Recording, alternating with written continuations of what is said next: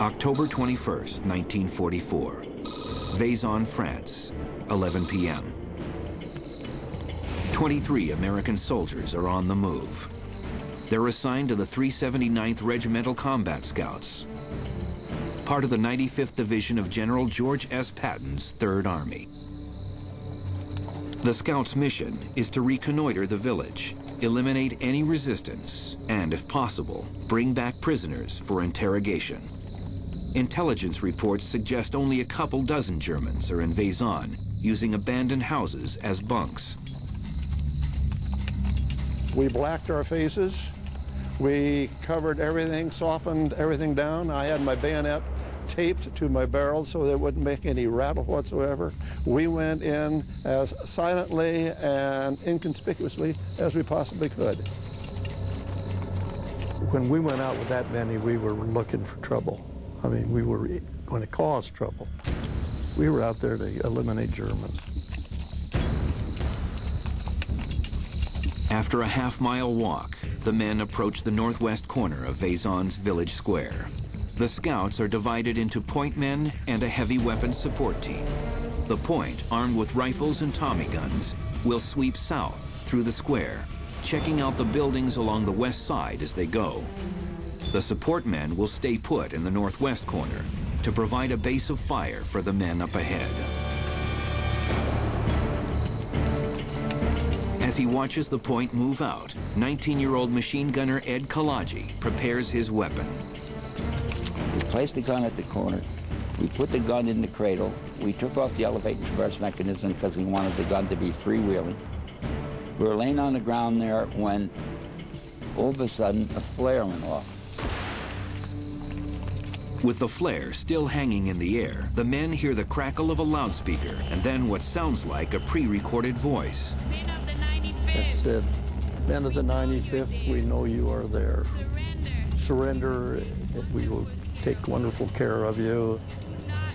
We do not want to kill you. We want you to surrender. And we have a warm, comfortable place for you with fine food and maybe some beautiful women. We will return you safely to your wife and mother at the end of the war." It was penetrating voice, which just made the hair stand up the back of your neck. The scouts, who thought they'd moved in with complete stealth, now realize the Germans know what unit they're with, and above all, they know they are there. They knew we were there. My mother didn't know where I was. Nobody knew where I was. I didn't know where I was. That was pretty scary. Kalaji has an answer to the recorded call for surrender. He squeezes his trigger and sends a half-belt of ammo thundering into the night.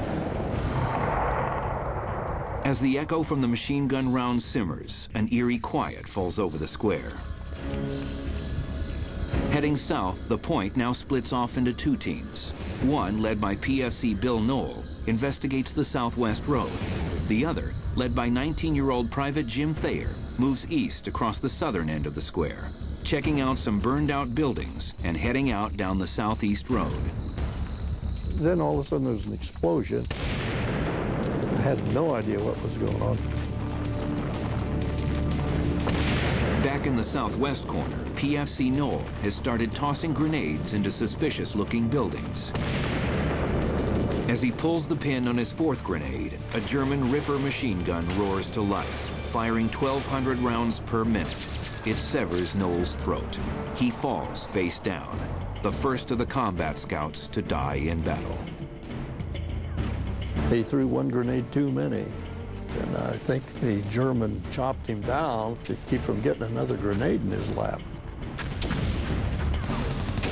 With some of the men pinned down by the gunner that killed Knoll, the rest of the point heads back to the northwest corner of the square to regroup.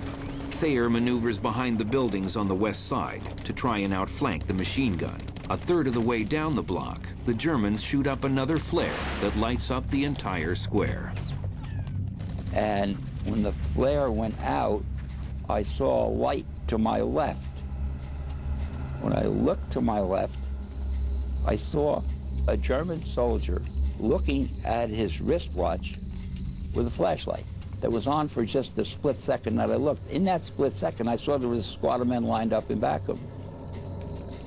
It was terribly dark, but you could still make out, to a degree, the silhouettes of the German squad as it was coming in and around the corner from that side. It's do or die time for the combat scouts. Kalaji and Jennings take aim and unleash a hailstorm of lead. Essentially, like shooting fish in a barrel. So I went ahead and fired 3 times, and 3 bodies went down, and he was coming with a machine gun on the other side. I immediately turned the machine gun to the right, pulled the trigger, and sprayed the whole street and took out the whole squad of Germans. The firefight at the north end of the village square has given away Kalaji's position, and now 2 machine guns open up on him from buildings to the south. So then the firefight ensued between those 2 machine guns and me. Kalaji knocks out both machine guns. With his adrenaline still pumping, he holds down the trigger and rakes the entire square. So I did every door and every window up one side, down the other side, and up this side. Now the whole square comes alive with fire and grenades. Rather than a couple squads of snoozing Germans, the scouts have rousted an entire Wehrmacht platoon.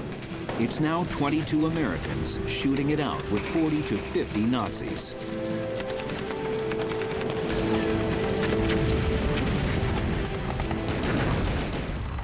Jennings and several other men move toward the south side of the square, where a group of scouts is still pinned down. Coming under fire, Jennings dives to the ground, just like they taught him in infantry school back at Fort Benning, planting the butt of his rifle to lessen the impact of the fall. But he has hand grenades in his front pockets. And I came down on those hand grenades and the most god-awful Charlie horses. Here I was with my tail sitting up in the air with these hand grenades underneath, and I thought of a comment that was so often made as we went through into the enemy territory: you'll go out there and get your ass shot off, all right?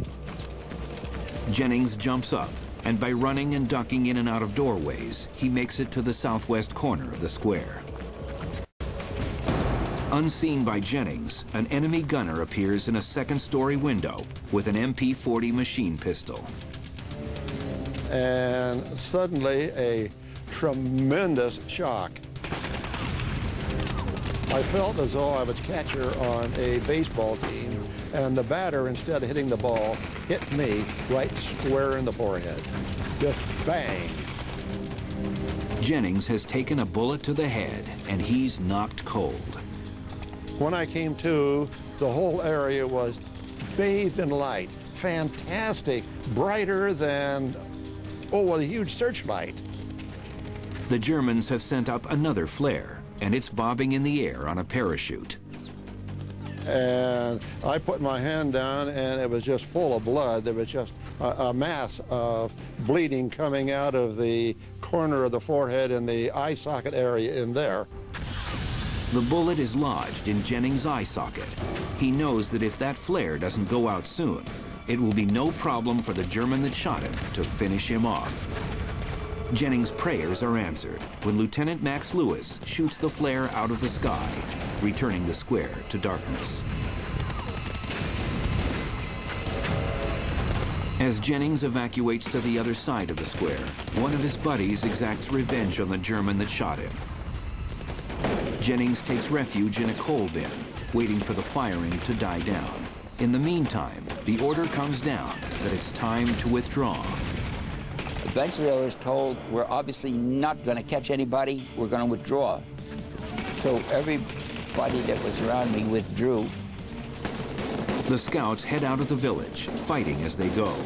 Fearing he'll be captured if he stays behind, Jennings climbs out of his hiding place. With a deep breath and a constant prayer, I ran right across that town square just as hard as I could go. There were bullets in front of me, there were bullets behind me, there were bullets through my pants legs, and I made it.